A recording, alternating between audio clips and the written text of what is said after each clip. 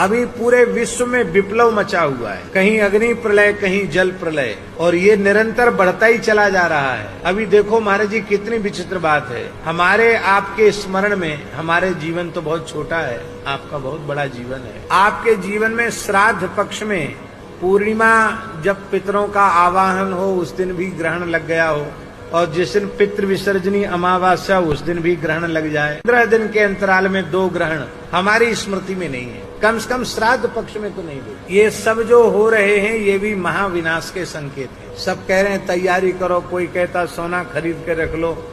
अरे भाई चाहे सोना खरीद के रख लोगे चाहे चांदी खरीद के रख लोगे, भयंकर देवी आपदा आएगी तो क्या सोना चांदी खा के पेट भरोगे? महाराज जी जल के बिना खेती नहीं होती है।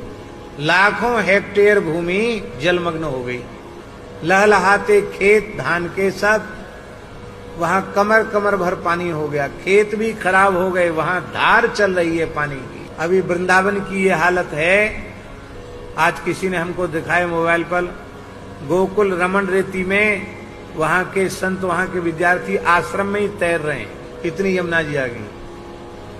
अपने मलुक पीठ में वृंदावन परिक्रमा मार्ग में तो इतनी यमुना जी चल रही है, आप खड़े होकर वहां खड़े नहीं हो, इतनी तेज धार चल रही है यमुना जी। हमारी जो पुरानी गौशाला है उसमें कम से कम 10 फीट पानी है यमुना जी, नई गौशाला के द्वार तक भी पहुंच गया। बाढ़ पीड़ितों के लिए अपने मलुक पीठ के वृंदावाटिका में सरकार ने कहा था कुछ लोगों को आश्रय देना है, आश्रय दिया।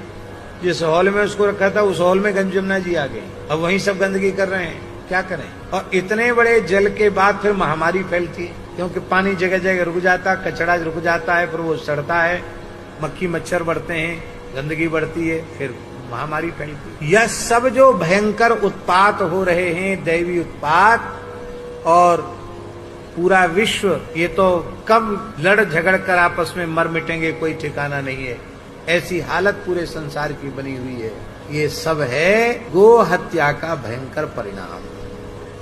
इसलिए गाय की रक्षा संपूर्ण धरती की रक्षा है, संपूर्ण प्रकृति और पर्यावरण की सुरक्षा है, और गाय का वध पूरी पृथ्वी की हत्या है।